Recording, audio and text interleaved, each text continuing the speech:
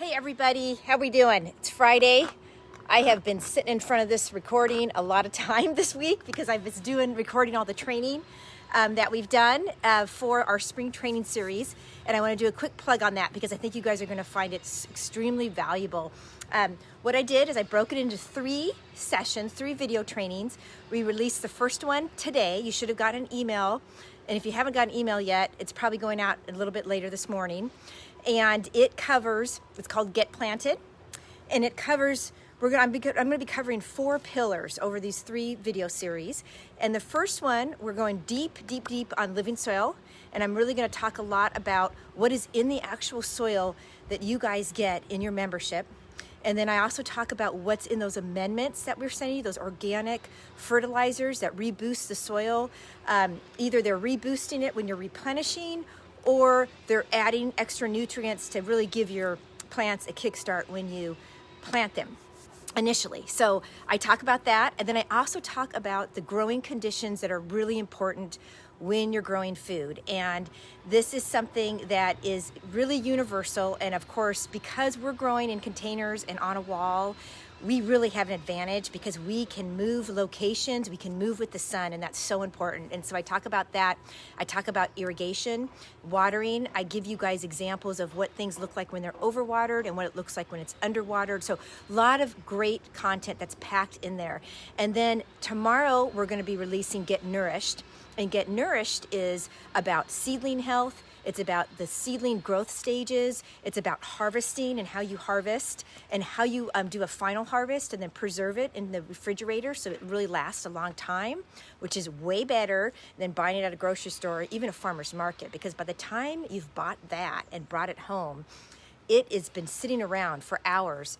It was harvested hours or days ago, and so sometimes over a week ago. And so the vitamin depletion is really, they say 15 to 77% depletion of vitamins in your leafy greens and lettuces after you harvest them. So anyways, but if you do a final harvest here off the wall and then you preserve it the way I show you, you actually can maintain that much better. So there's kind of a trick to doing it.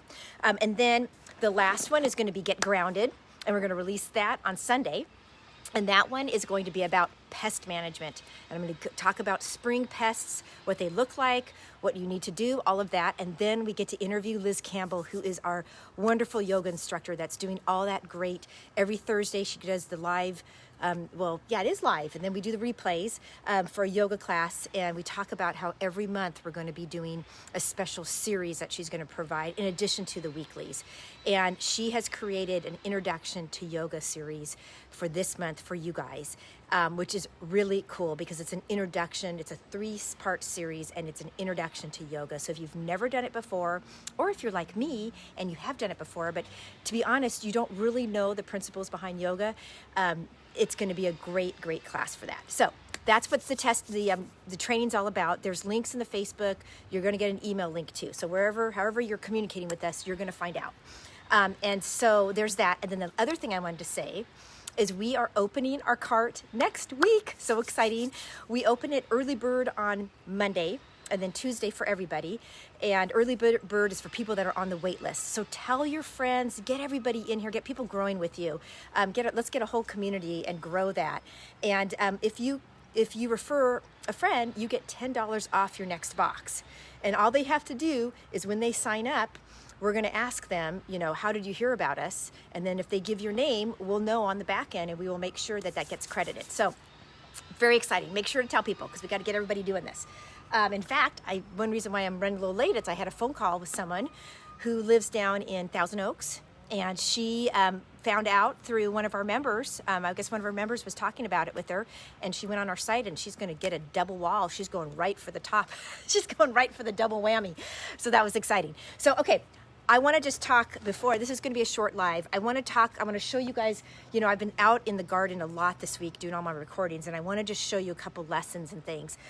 So here we go. Here's a kale, and this one is going to be coming out. It is obviously ready. It's kind of past its prime. Now this purple kale, if you guys have this and you're growing it, it grows like this anyways. It tends to grow like this. It has a very thick stalk, and the kale leaves, they're still very good. Even though it looks like it's bolting, it's producing really, really delicious leaves. So it's okay. But it wasn't until it got up here at the top where it started creating that seed, it started flowering. And then I knew, okay, now it needs to come out. So I'm going to be harvesting this today. But yesterday, in fact, we posted this in the Facebook, and we will also, I'm going to put this in the weekly tips email as well. This thing up on the top infested with aphids. No, I did not know, because it was on top of my wall here, and you would look at it from here and it's like, oh, it looks beautiful, right? It's like, it's fine, everything's happy. And then when I looked in close, there were so many aphids. So what I did is I literally just sprayed it with water. I took it off and I just went over kind of the edge and I sprayed water on it, and I took off the tip because it loves the new growth. And that's when I noticed that the flower was budding. So I thought, oh, I gotta harvest this anyways. So I sprayed off, but you see there's absolutely no sign. So I didn't have to put any safer soap on it or neem oil. I didn't have to do anything like that. All I had to do was just spray it off. So if that happens, try that. First spray it, take off a leaf that's infested, spray it. And then what you'll wanna do is then you wanna keep a close eye on that plant for the next couple days to make sure that, did you get everything? And chances are you can get rid of it. So so that was kind of a good lesson. But I want to just say, I'm going to harvest this thing. I'm going to cut it here at the bottom. And the very first thing I'm going to do, once I cut that, if I'm not going to be able to clean it right away, I get a mason jar or a vase or whatever, and I fill it with water, and I just put that stem right in here, because that will preserve it. It will keep it fresh. So you don't want to keep it in here for much longer than maybe a day, but you really, with the same day, you want to then, once you're ready to, you just go and you want to take those leaves off. You want to spin it in a salad spinner, clean it off in cool water. And then you want to layer that in paper towels, put that in your refrigerator. But there are some tips in that training that I talk about. But that's this. Okay. The other thing I want to show you, because I think it's so funny, here's my bok choy. And it is becoming a nice little flower at this point. So this obviously needs to come out. And it's got there's such interesting growth. I mean, this thing is so happy. It cracks me up. It's been in here I think this has been in here pretty much since, I want to say October. It's been a long time. And so it definitely needs to come out.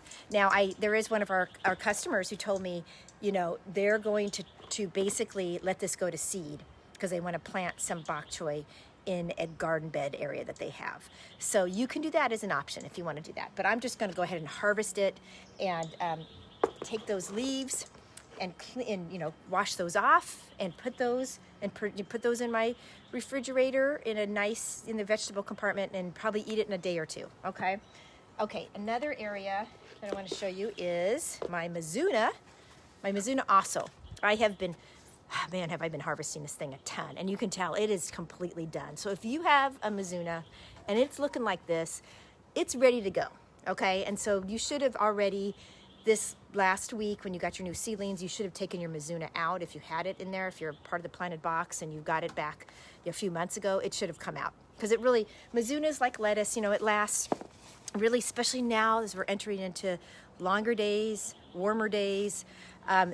You're not going to be able to harvest things as long. Things are going to be turning faster. They're going to get to harvest faster, and you're going to be harvesting them, and then you're going to be moving plants through at a quicker pace. Okay, that's just something to know. And don't worry, because we're going to be sending you, if you're in the planted box, 6 seedlings every month now. So you're just going to be getting a lot of new plants. And if you want to receive more, definitely contact us and we can get you on a different subscription. And then, of course, planted wall people, you guys are going to be starting to replenish a lot. Another thing I wanted to show was this. I was doing some testing. I was putting 2 lettuces in a pot, and I noticed yesterday that there were some white flies in here. So what I did is I actually did spray that with neem oil, because it wasn't really bad, but I just wanted to be really safe. And white flies can be hard to get rid of, and neem oil really helps with that. So I don't know if you can see that now, but like if you just look in there, there's no signs of white flies. And if they are in there, they actually at this point are dead, because I sprayed. So that's good. So I eradicated that. The other thing is, aphids.